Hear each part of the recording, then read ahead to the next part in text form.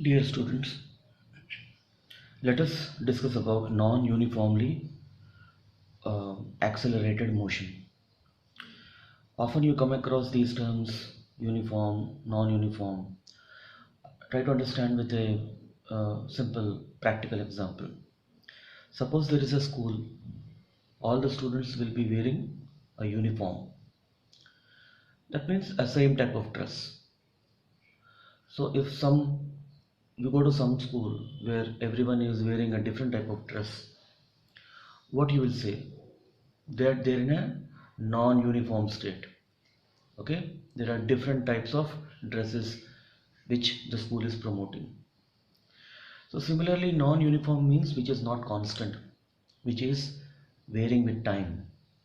That type of motion is called non-uniformly accelerated motion. Now here the most important point you should remember is that the parameters will be varying with respect to time.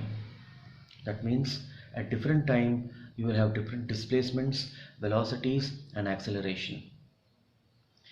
So we know that the rate of change of displacement is velocity. V is equal to ds by dt. So I can write ds is equal to v dt. Just cross multiply.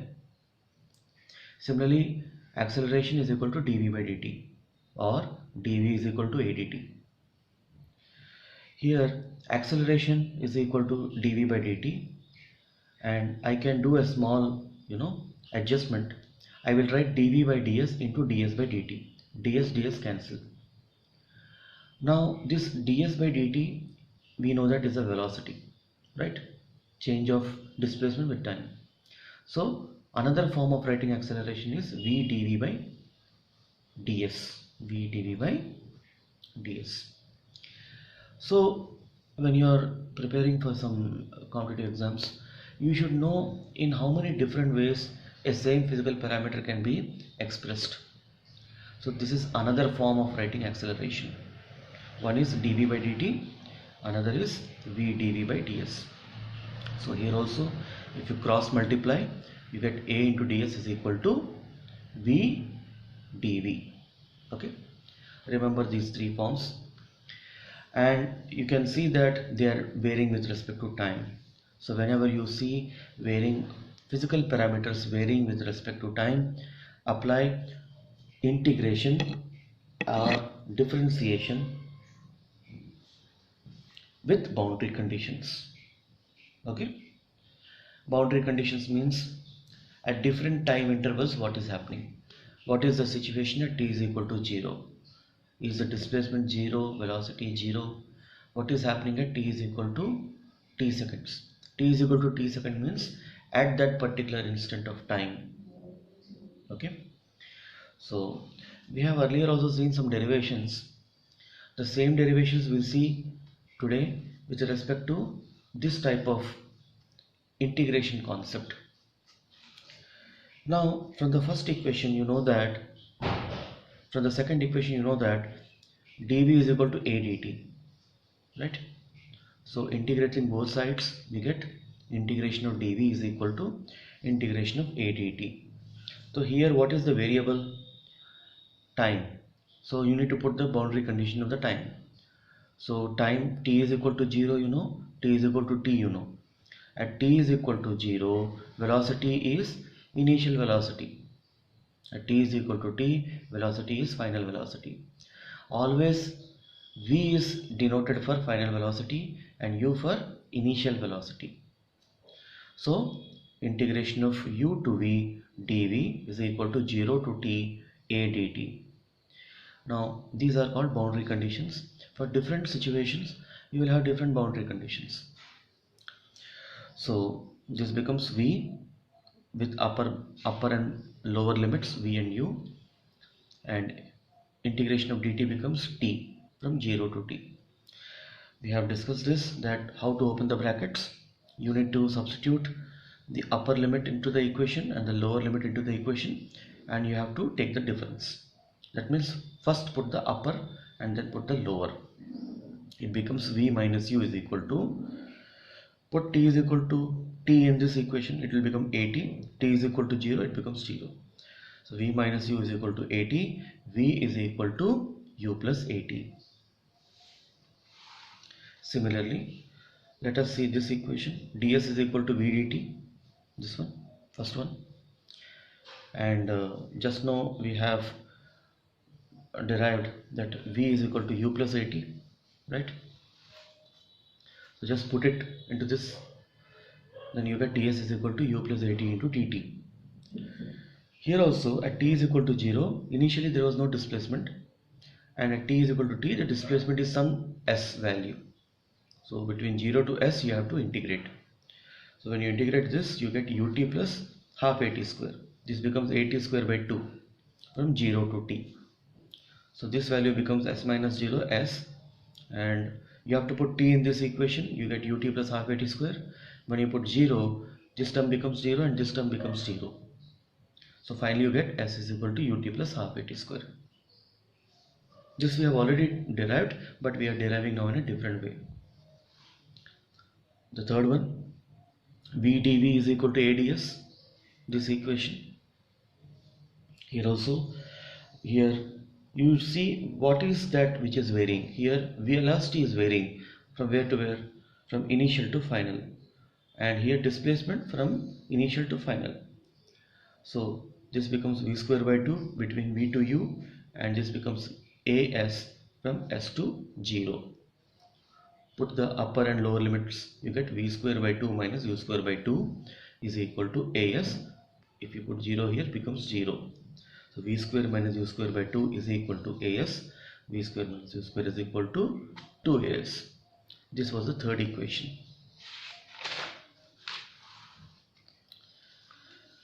Let us see a couple of examples. Displacement time equation of a particle moving along x-axis is x is equal to 20 plus t cube minus 12t. A. Find position and velocity of a particle at t is equal to 0.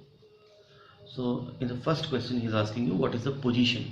Position means you have to find out the s vector. Velocity means you have to find the v. So here you can see very well that this x is varying with respect to time. Okay, so so you need to use the concept of derivation integration. You have to use the calculus. So this is the displacement function, x is equal to 20 plus t cube minus 12t. So if you differentiate this, this will be dx by dt, which is the velocity. So at t is equal to 0, what is the initial displacement means? You have to just put t is equal to 0, you get the initial displacement. Okay, so which is, when you put t is equal to 0, these two terms will become 0 and you are left with only 20 meters. Now if you want to find the velocity, differentiate the equation. When you differentiate, this constant term goes off, t cube becomes 3t square and 12t becomes 12 with a minus sign, minus 12t, so it will become minus 12. So at t is equal to 0, we can find what is the velocity. Just put t is equal to 0 in the equation. You get v is equal to 3 into 0 square minus 12, which is minus 12 meter per second. So what is the meaning of it?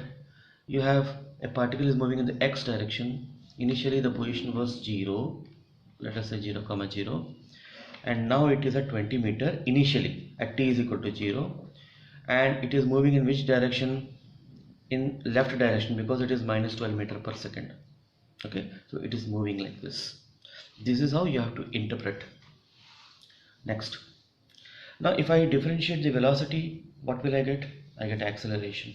So you need to take this equation and you need to differentiate it. This 12 is a constant, will have no impact, but 3t square will become 6t. You can see that this is again a time varying function. Acceleration is a time varying function. If you put t is equal to 0, you get some value. If you put t is equal to 4, you get some other value. If you put t is equal to 10, you get a different value. So at different times you are getting different values. So this is a non-uniformly accelerated motion. Okay, now, so that answers state whether the motion is uniformly accelerated or not. So it is not, it is non-uniformly accelerated motion. Let us move to the C bit. Find position of particle when velocity of a particle is 0. Now he is asking you when the velocity is 0. So you have derived an expression now, which is this. This is the expression for velocity. It is a time varying function. So you have to put this to 0. Then only at that particular time the velocity will be 0. So for v is equal to 0, yeah, this has to be 0. So here 3t square is equal to 12. You get t is equal to plus or minus 2 seconds. So t is equal to minus 2 seconds is not possible unless otherwise you invent some time machine and travel backwards. So t is equal to 2 seconds is a more logical answer here. So t is equal to 2 seconds, the velocity will become 0. Okay. Now, and he is asking what is the position at that time. If you want to know what is the position at that time, position means displacement. So you have to put t is equal to 2 in this equation, not in this equation. Because if you put in this equation, you get velocity is equal to 0 anyway, right? You have to find the, you have to put t is equal to 2 seconds in the displacement function. Okay. These are simple questions, but they build concepts. So try to understand, and when you find different type of questions, apply these concepts. I'm trying to keep it as simple as possible. Okay. Now, so all three we have done. Now let us move to another example. Velocity time equation of a particle moving in a straight line is, now velocity function is given as a function of time. What is the meaning of this? You are giving us velocity as a function of time. Okay, these are pure mathematical terms. So here find a displacement of a particle from the mean position at time t is equal to 1 second. If it is given that the displacement is 20 meter at time t is equal to 0. So he is giving a condition. At t is equal to 0, the displacement is 20 meters. And he is asking you what is the displacement at t is equal to 1 second. He is asking you displacement. So think how velocity can be linked with the displacement. You know that velocity is equal to rate of change of displacement. It is ds by dt. Okay. So if you cross multiply, ds is equal to 2 plus, what is this? You have to differentiate it. Okay. Velocity is equal to ds by dt. Right. So what are we supposed to do? ds by dt is equal to this equation. I think this won't be the correct approach. Let me do it. Velocity is equal to ds by dt is equal to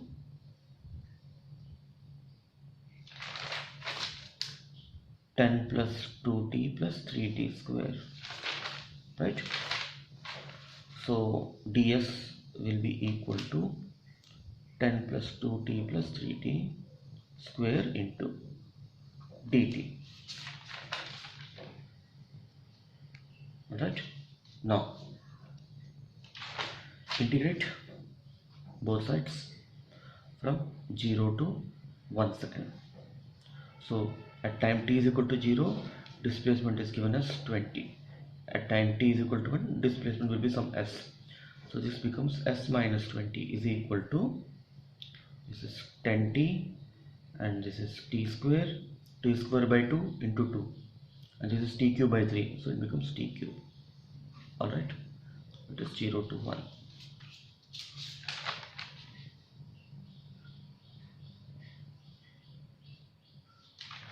Yeah, so s minus 20 is equal to, this is, put t is equal to 1, 10 plus 1 plus 1, well, s is equal to 32 meters. At t is equal to 1, s is equal to 32 meters. So you have got the displacement, okay, displacement of particle from mean position at t is equal to 1. And the third question is asking you acceleration time equation. Acceleration time equation, he wants acceleration basically. Acceleration means you have to do dv by dt. Okay, so dv by dt means take velocity and differentiate it. It is nothing but d by dt of 10 plus 2t plus 3t square. Differentiated, this term will become 0. It is 2 plus 6t. Okay, d by dt of 2t will be 2 and 6t. This is acceleration, this is the equation. Alright, here it is varying with respect to time, so acceleration is non-uniform. So that's it. Some mistake has happened, I think. Yeah, here this is correct only. Okay, and this is the displacement. Only this thing ds by dt, here directly I have put the ds by dt value. This is not correct, ignore this. So please make a note of these simple examples. Let's move on.